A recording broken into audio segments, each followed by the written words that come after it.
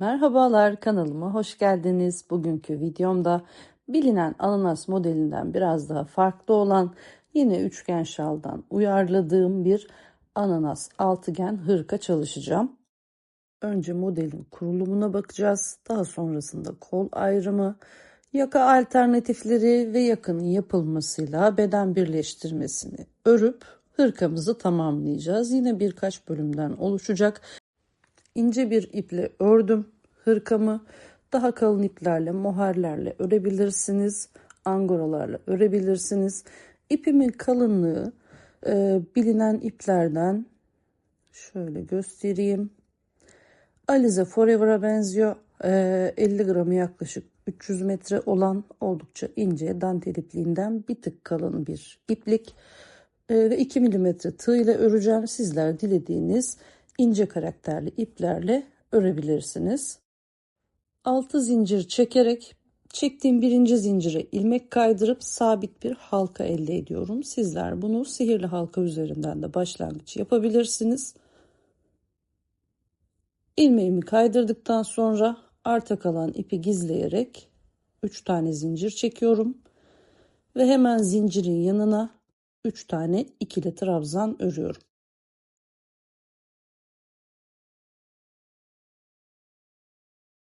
İki zincir çekiyorum. Halkanın içine 3 tane ikili trabzan örüyorum.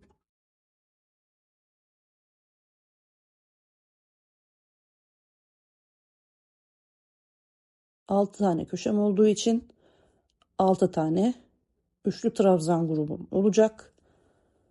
Yine iki zincirimi çektim. Halkanın içerisine 3 tane ikili trabzan örüyorum. Trabzan grubum 3 oldu. 2 zincir çekiyorum. 3 tane ikili trabzan örüyorum.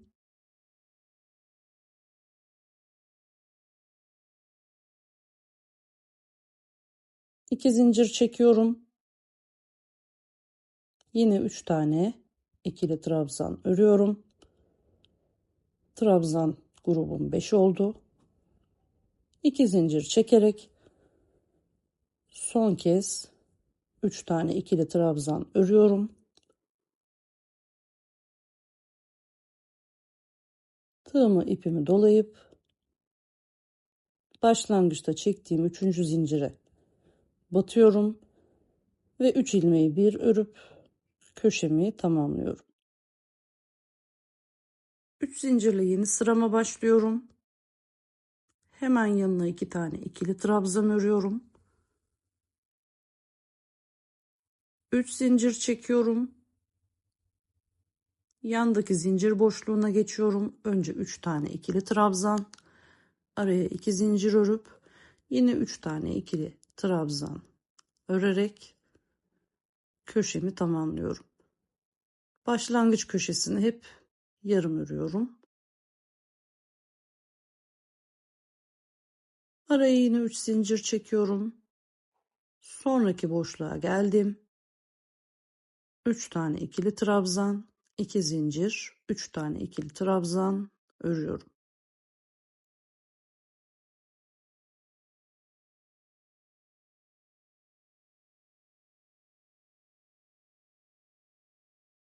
Aralarda üçer zincir ve köşelere balık sırtı ördüm. Bu şekilde toplam 6 tane oluşturacağım. 3 zincir çektim. Yarım ördüğüm köşeye geldim. 3 tane ikili trabzan örüyorum. Tığa ip doluyorum. Başlangıçtaki 3. zincire batıp 3 ilmeği bir örüyorum. 3 zincirle yeni sırama başlıyorum. Hemen yanına 2 tane ikili trabzan örüyorum. 3 zincir çekiyorum. İlk 3 zincirlik boşluğa batıp bir sık iğne örüyorum. 3 zincir çekiyorum. Köşenin ortasındaki zincir noktasına yine batıyorum. 3 tane ikili trabzan, 2 zincir, 3 tane ikili trabzan örüyorum.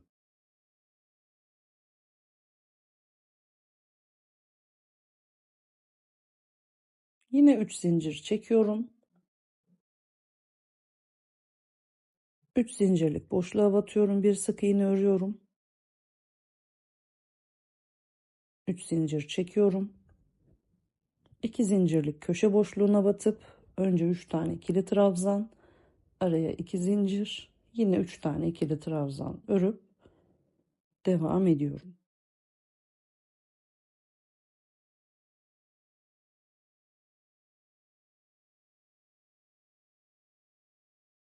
Bu şekilde tüm kenar ve köşeleri tamamlıyorum ve yarım ördüğüm köşeye kadar geliyorum.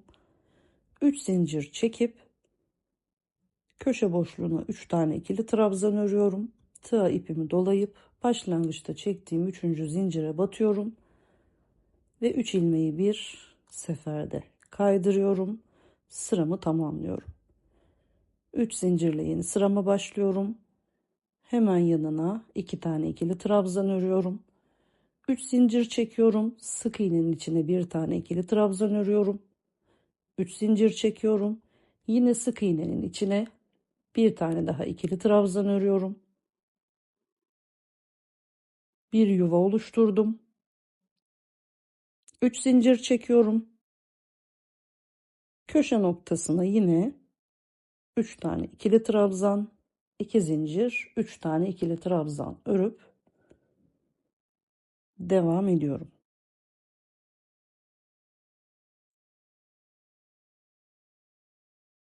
Yine 3 zincir çekiyorum.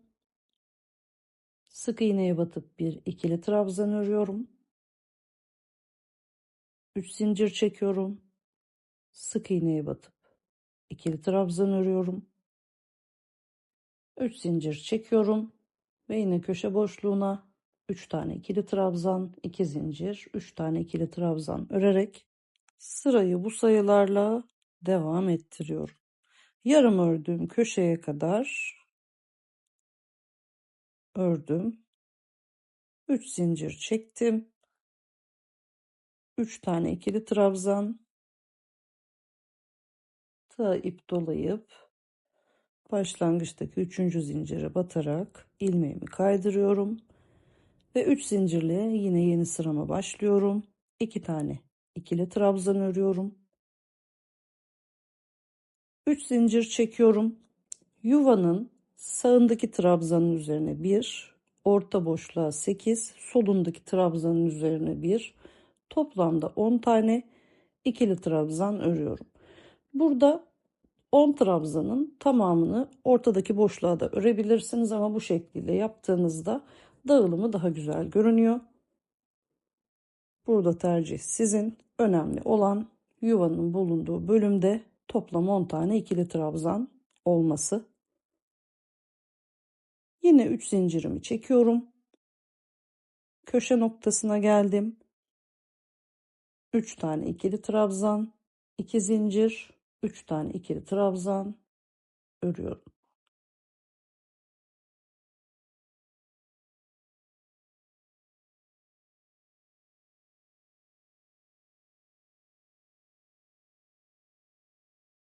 Sıra sonuna kadar devam ediyorum. Toplam 6 ananasımın başlangıcını yaptım.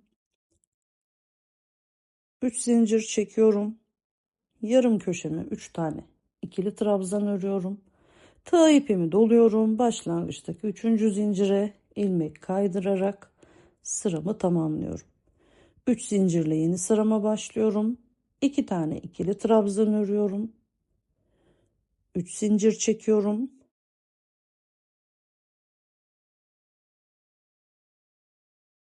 Şimdi burada yaprak oluşturacağız. Direkt ananas değil. Önce yapraklarını öreceğiz. İlk trabzanın üzerine bir tane ikili trabzan ördüm. İkinci trabzana ikili trabzan, üçüncü ve dördüncü trabzanlara birer tane ikili trabzan örüyorum. Toplamda 4 tane tek ördüm. Beşinci tepe noktasına geldiğimde aynı noktaya 2 tane ikili trabzan örüyorum. Araya bir zincir çekiyorum. Altıncı tepe noktasına yine 2 tane ikili trabzan örüyorum. 4 tane tepe noktam kaldı. Bunlara birer tane, toplamda 4 tane de tek olacak şekilde ikili trabzanlar örüyorum.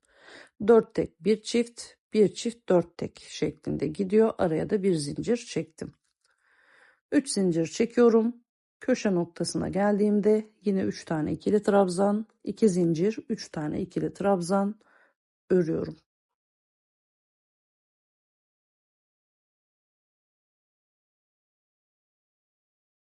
Şeklim bakın böyle oldu. Ortada küçük bir boşluk var. Zincirin sağı ve solu çift, geri kalan tepe noktaları tek. Sıra sonuna geldim. Yine 3 zincir çekiyorum. Yarım köşeme 3 tane ikili trabzan örüyorum. Tığa ip dolayıp başlangıçtaki 3. trabzana ilmek kaydırarak sıramı böylece tamamlamış oluyorum.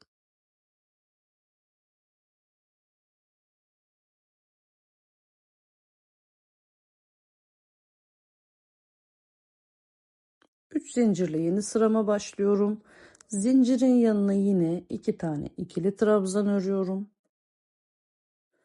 3 zincir çekiyorum. Şimdi 5 tane tepe noktasına birer, toplam 5 tane ikili trabzan örüyorum. 6. tepe noktasına 2 tane ikili trabzan örüyorum. Alt sırada 6 tane trabzanım vardı. Bu sırada 7 tane trabzanım oldu. Araya 3 zincir çekiyorum. Birinci trabzanın üzerine 2 tane ikili trabzan örüyorum. Devamında 5 tane tepe noktam var.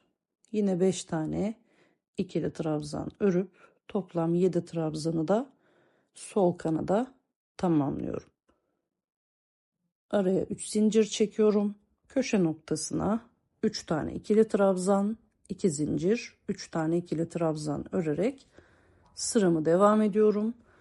Yarım ördüğüm köşeye kadar bu sayılarla örüyorum.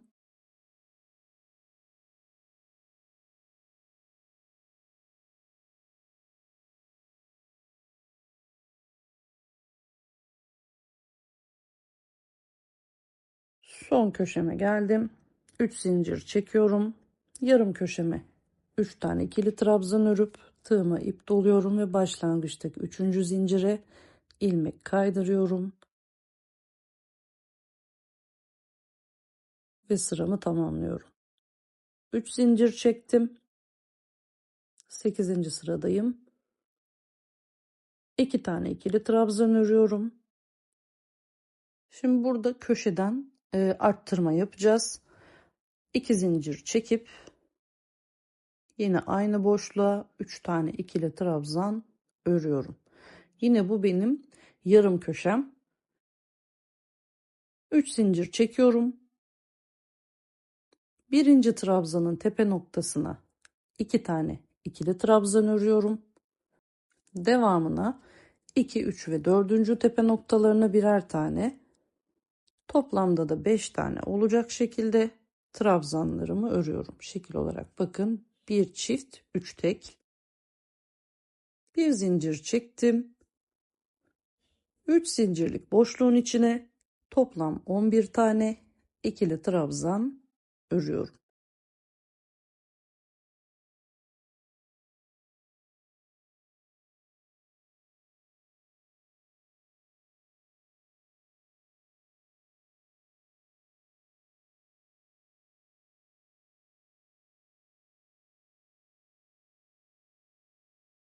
Bir zincir çekiyorum. 4. 5. ve 6. tepe noktalarına birer tane, 7. tepe noktasına 2 tane ikili trabzan örüyorum. Ve yine trabzan sayım bu sırada da 5 olmuş oluyor. 3 zincir çekiyorum. Köşe noktasına geldim. 3 tane ikili trabzan, 2 zincir, 3 tane ikili trabzan, 2 zincir, 3 tane ikili trabzan, 2 zincir ve yine 3 tane ikili trabzan örüp aralarında 2 zincir olan toplamda 4 tane trabzan grubu örüyorum.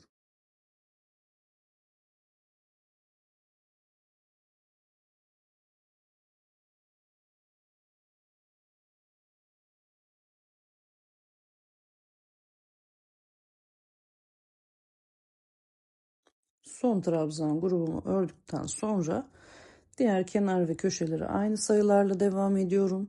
Şimdi burada püf noktasına bakalım.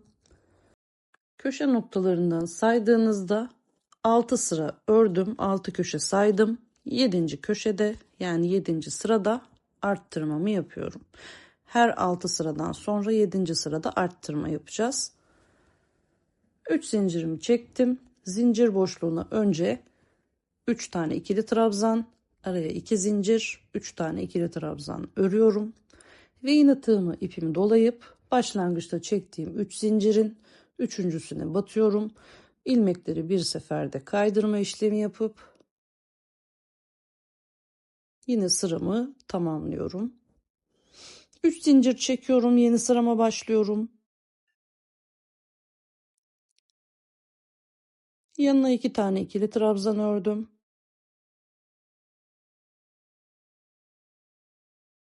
Bir zincir çekiyorum. 2 zincirlik boşluğa bakın, şu kısma. 3 tane ikili trabzan, 2 zincir, 3 tane ikili trabzan örüyorum.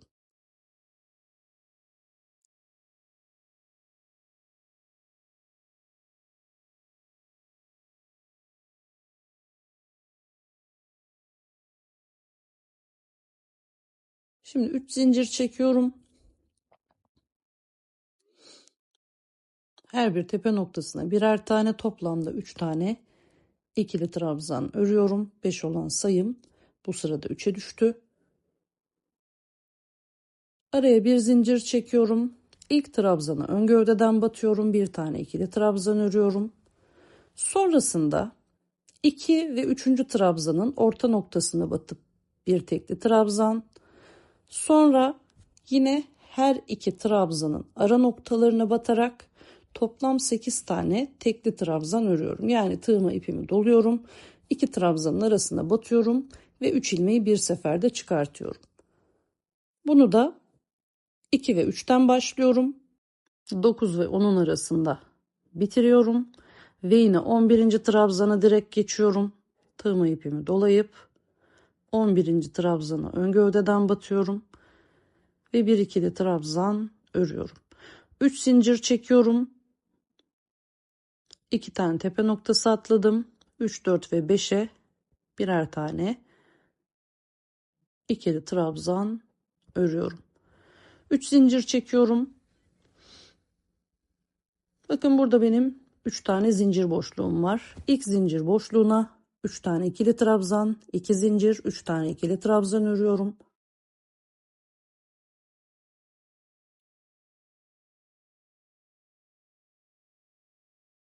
Araya bir zincir çekiyorum. İkinci 2 zincirlik boşluğa geldim.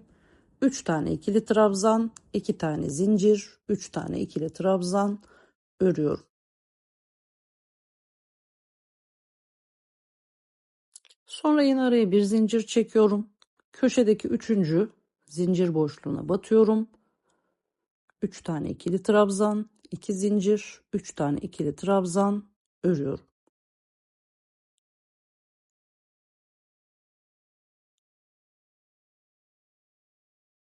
Görüntüye bakalım. Ananasımıza da başladık. Sıra sonuna kadar gelelim. 3 zincirimi çekiyorum. 2 zincirlik köşe boşluğuna batıyorum. 3 tane ikili trabzan, 2 zincir, 3 tane ikili trabzan örüyorum. Araya bir zincir çekip yarım ördüğüm köşe boşluğuna 3 tane ikili trabzan örüyorum. Tığıma ipimi doluyorum ve başlangıçtaki 3. zincire ilmek kaydırarak sıramı tamamlıyorum.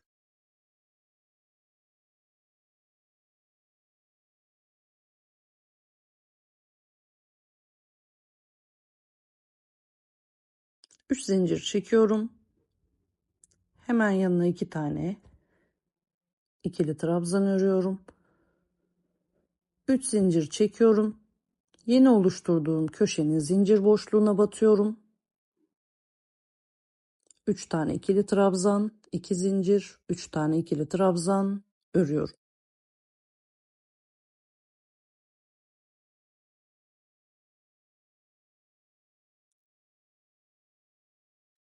3 tane zincir çekiyorum. Şimdi kalan 3 trabzanım vardı. Önce birinci trabzanın tepe noktasına batıyorum. Bir yarım trabzan örüyorum. Tığ ip doluyorum. İkinci tepe noktasına batıyorum. Bir yarım trabzan örüyorum. Tığ ip doluyorum. Üçüncü noktaya bir yarım trabzan örüyorum. Tığdaki ilmekleri bir seferde örüp yaprağı kapatıyorum. 3 zincir çekiyorum. İlk trabzana yine ön gövdeden bir ikili trabzan örüyorum. İlk iki tekli trabzanın arasına bir tekli trabzan, sonraki yine tekli trabzanların aralarına, arada hiçbir zincir olmadan birbirini takip eder şekilde toplam 7 tane tekli trabzanlar örüyorum. Tığa ip dolayıp ilmekleri bir seferde çıkartıyorum. Son trabzanların arasına geldim. Trabzanımı yaptım ve sıranın sonundaki trabzanın üzerine ön gövdeden batıp bir ikili trabzan örerek orta noktayı bitirdim. 3 zincir çektim ve kalan 3 trabzanı yine yarım trabzanlar örerek yaprağı kapattım. Demin yaptığım gibi 3 zincir çekiyorum. İlk köşe noktasına batıyorum. 3 tane ikili trabzan örüyorum. Araya 2 zincir. Yine zincir boşluğuna 3 tane ikili trabzan örüyorum. 3 zincir çekiyorum. 2 zincirlik köşe boşluğuna battım. Yine 3 tane ikili trabzan, 2 zincir, 3 tane ikili trabzan örüyorum.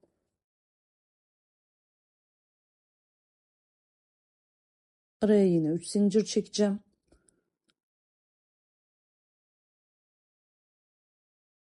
Ve üçüncü köşenin zincir boşluğuna batıp 3 tane ikili trabzan, 2 zincir, 3 tane ikili trabzan örüyorum.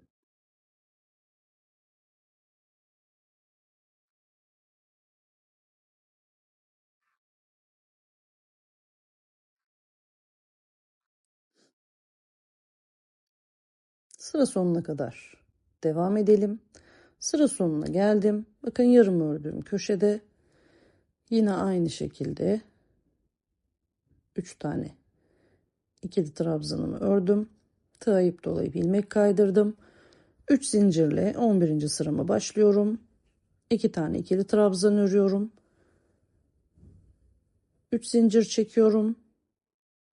Alt sıradaki 3 zincirlik zincir boşluğuna bir sık iğne örüyorum. 3 zincir çekiyorum. Köşe boşluğuna 3 tane ikili trabzan, 2 zincir, 3 tane ikili trabzan örüyorum.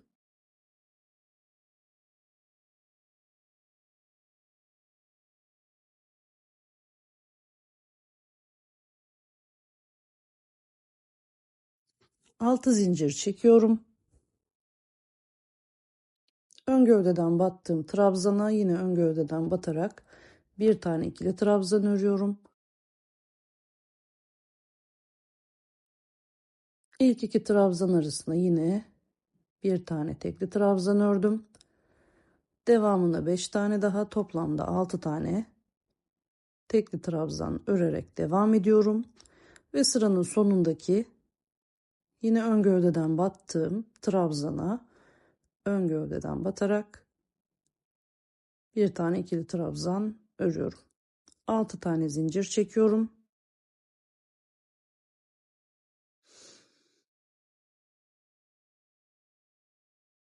İlk köşenin orta noktasına battım. 3 tane ikili trabzan, 2 zincir, 3 tane ikili trabzan örüyorum.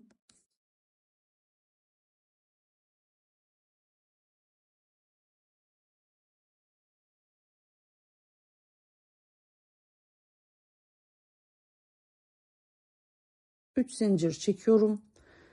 Aradaki zincir boşluğuna batıp sık iğne örüyorum. 3 zincir çekiyorum. Köşe noktasının ortasına batıyorum. 3 tane ikili trabzan, 2 zincir, 3 tane ikili trabzan örüyorum.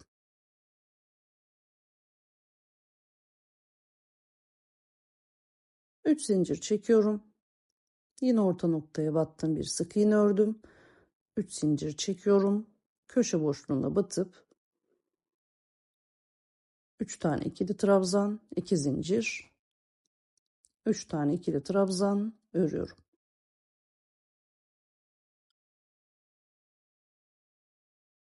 Diğer kenar ve köşeleri örerek sıra sonuna kadar devam edelim. Ve yine burada bir yuva oluşturacağız. Yeni ananasımızı başlayacağız. 1 olan ananas sayısı 2'ye çıkacak. Sıra sonuna kadar geldim. 3 zincirimi çekiyorum. Zincir boşluğuna sık iğnemi ördüm. 3 zincir çekiyorum. Yarım köşeme 3 tane ikili trabzan örüyorum. Tığıma ipimi doluyorum ve başlangıçtaki 3. zincire batıp 3 ilmeği bir seferde örüyorum. 3 zincir çekiyorum. Hemen yanına 2 tane ikili trabzan örüyorum. 3 zincir çekiyorum. Şimdi yuva oluşturmaya başlayacağım. Sık iğneye batıyorum. Bir tane ikili trabzan örüyorum. 3 zincir çekiyorum. Yine sık iğneye batıp ikili trabzan örüyorum. 3 zincir çekiyorum. Balık sırtının ortasına battım. 3 tane ikili trabzan ördüm. 2 zincir çektim. Yine 3 tane ikili trabzan ördüm.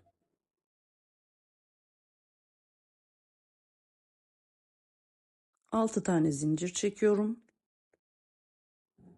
Ön gövdeden battığım trabzana yine ön gövdeden batıyorum. Bir ikili trabzan örüyorum. Yine tekli trabzanların aralarına batarak toplamda 5 tane tekli trabzan örüyorum.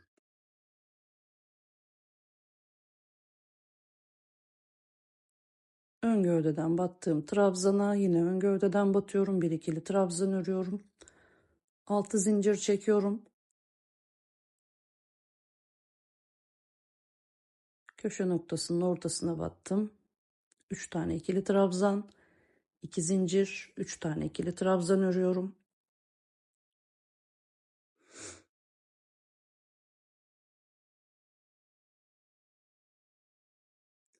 Üç zincir çekiyorum.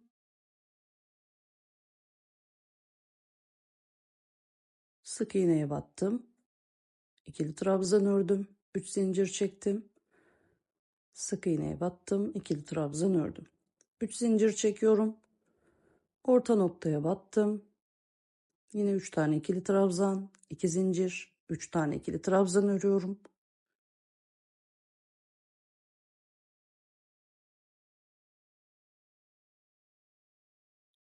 Üç zincir çekiyorum.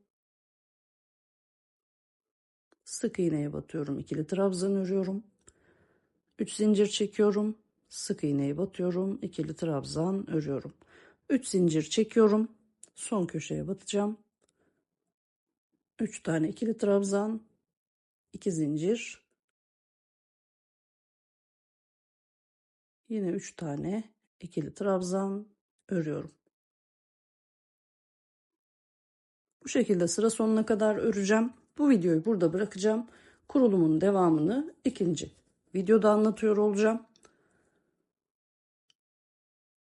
Ananasın birini tamamlayacağız. Ve diğeri de yine yarım ananas olana kadar devam edeceğiz. Modelle ilgili görüşlerinizi ve sorularınızı yorumlar kısmında belirtebilirsiniz. Kanalıma abone olmayı unutmayın. Bir sonraki videoda görüşmek üzere. Hoşça kalın.